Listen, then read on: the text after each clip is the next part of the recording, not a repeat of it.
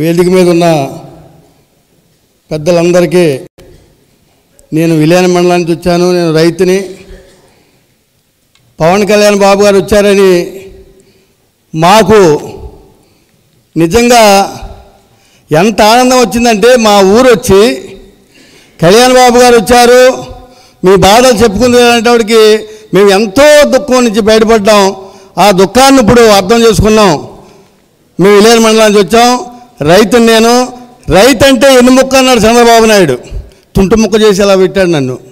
అయ్యా బాబు గారు, మిమ్మల్ని మేము కోరుకునేది ఏమీ లేదు. అందరూ చెప్పారు మా మండలాల నుంచి, మీరు మా మండలానికి వచ్చి మా 4 మండలాలు చూసి మేము ఎంత అన్యాయం అయిపోయామో మీ దృష్టికి తీసుకొద్దామని చెప్పి మిమ్మల్ని మా మండలానికి రమ్మని కోరుతున్నాం.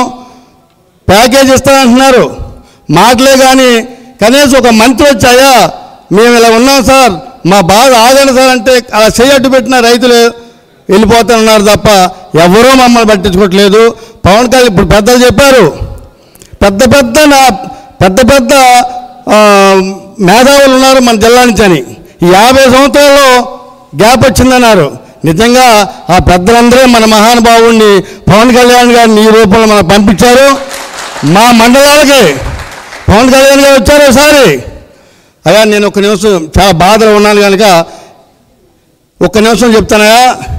పవన్ కళ్యాణ్ గారు మా ఏరియా వచ్చారు, మళ్ళీ వచ్చి గిరిజనులు 100కి 80% గిరిజనుల్ని ఆళ్ళ బాధలు కూడా స్వయంగా కళ్యాణ్ బాబు గారు వచ్చి ఉంటారని చెప్పి నేను కోరుకుంటూ, కళ్యాణ్ బాబు గారు కూడా ఇంకా పోరాటం ఉంది.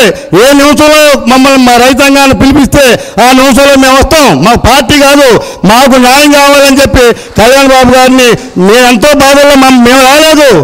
మా ఊరు జనసేన యువకులు మేమున్నాం, మా కళ్యాణ్ బాబు ఉన్నారు, మీకు న్యాయం చేస్తాం రండి అని చెప్తే మేము ఎంతో ఆనందంగా వచ్చాం.